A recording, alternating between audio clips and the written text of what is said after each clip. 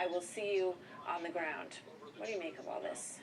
Well, listen, I think Martin Luther King said it best. Violence begets violence. And I don't think anybody out here, and I think if you talk to the Brown family, they wouldn't condone this type of violence. I think what we are looking for, and I think what the people of Ferguson are looking for, is answers to the fact that this individual was slain, or even murdered, some would say, by a police officer. And I think you can't look at this in a vacuum, Martha. You have to take this outside of justice happening in Ferguson and think about the relationship between black and brown communities and police departments. And I think that's really the issue here, and it's almost like a pressure cooker waiting to explode. And I think that is what we need to deal with as a nation, point blank, period. Yeah. I mean, Rod Wheeler, I think you agree with that in part because you say that you're concerned that we might be one bullet away, in your words, from a major situation in this country. Well, absolutely, Martha. You know, Yep, it's going to be the police that fires the first shot. And doesn't it sort of appear to you that these cases are increasing?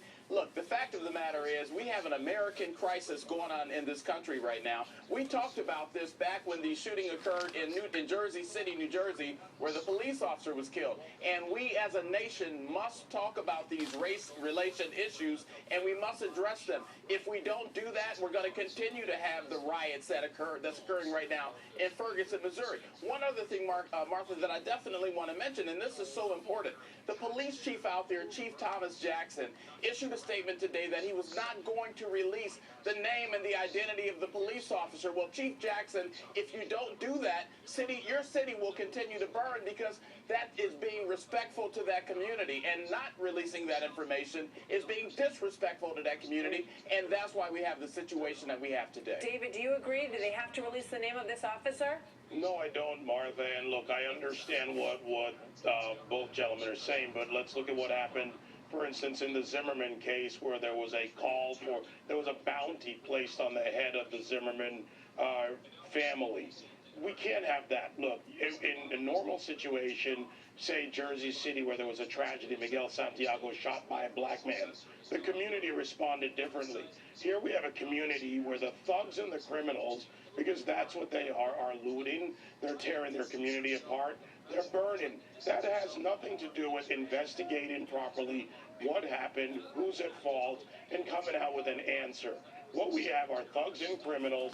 And Yeah. the relationship You know what the between crazy police thing and the is? They community, don't own that not can a be building examined on in a that larger fucking scale. But here we neighborhood. have Not a one quick shop, not a incident, quick one tip, not a community, and we Allsup's, should not a focus on Sunoco, that. not a Dave, you know, AutoZone, Dave, you missed the not point, a Dave. I'm sorry, T-Mobile Martha, but Dave, you missed the wireless, entire not a point rim here. shop, No, it's not not a about the one Walmart. incident with Michael So Brown, the 18-year-old all that that was shit killed. has This is insurance. a So larger what problem, does Dave. it really Look at the matter? black man that Flesh was killed is in gone. New York City less than a month ago. His last words was, "I can't breathe. I can't breathe," at the hands of police officers. And I'm telling you right now, I'm not saying that the police officers are doing anything wrong, but what I am saying is that we have to address this as a national issue, Dave, and not just as this one isolated issue. We have thugs out there. And I think to add to that, What's going on here is not a national issue. Richard, It go is ahead. a Let me let Richard in, and then I and promise you, thuggery. David, I will come back to you. Richard, go ahead.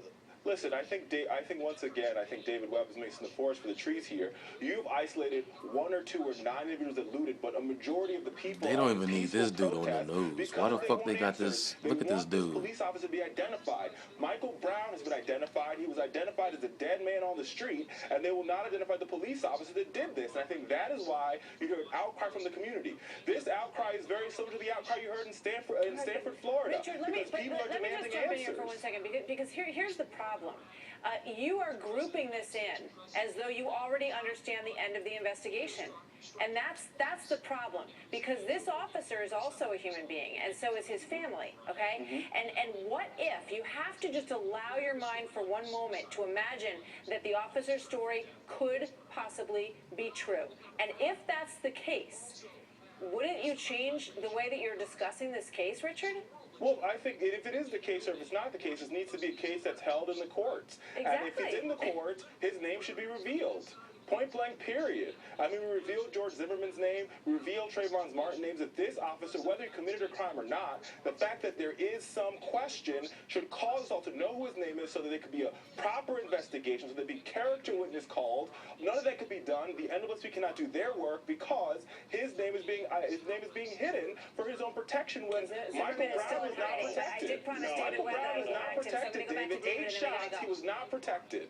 Okay, first of all, the investigation can proceed without his name being released. The police know who he is, and they can continue with the aid of the with the aid of the feds and the FBI to investigate this. Look, the debate over his name is part of the issue, and we can have that debate. What we also have to look at, if you want to talk about the larger context, is what's going on in our communities when what's going on tonight, what's going on last night, is acceptable behavior by too many people. Peaceful protesting is acceptable by our Constitution, David. Just putting it out there. Peaceful protesters are not the ones that are the problem. You've isolated 9 individuals that you want to talk about, and not the peaceful protesters. My point is, they're not the ones that are being discussed here. Unfortunately, the violence, the looting, and what goes on with the new Black Panther Party and the instigators, that's what causes damage to the community beyond what's already been done with this tragic killing. What causes damage to the community, David, is the fact that the police officers are dressed in riot gear like they're in Afghanistan or Iraq, and we're talking about an American citizen. Richard, you got to recognize both sides. You have to recognize both sides, Richard. If that police presence is at fault, so is an organization that is encouraging people to steal everything they can out of stores that are not black-owned and share it with everybody they can find. Martha, I totally agree with you, Martha. This is Rod talking. Martha, I totally agree with you. Listen, in these types of situations, and Dave, take it from me, I've been out there. I've been out there as a police officer in these riot situations, and I can tell you firsthand, this is what we call a lose-lose situation. Nobody wins. Trust me when I tell you, that police officer, whoever he may be, did not wake up that morning and say, I'm going to go kill a kid. That officer found himself confronted with a situation. We don't know what the situation is, and he had to use deadly force. Give that police officer the chance to at least give his side of the story. But at the same time, we have to worry about and we have to look at Michael Brown. He too has laws and he too has rights. So we have to look at both sides of the equation, guys. All great points. Thank you so much to all of you for being here tonight. Sure. Good to see you. Thank you, Martha. So coming up next, we're going to talk about this. A Russian convoy of humanitarian trucks, they say, is heading towards the Ukrainian border.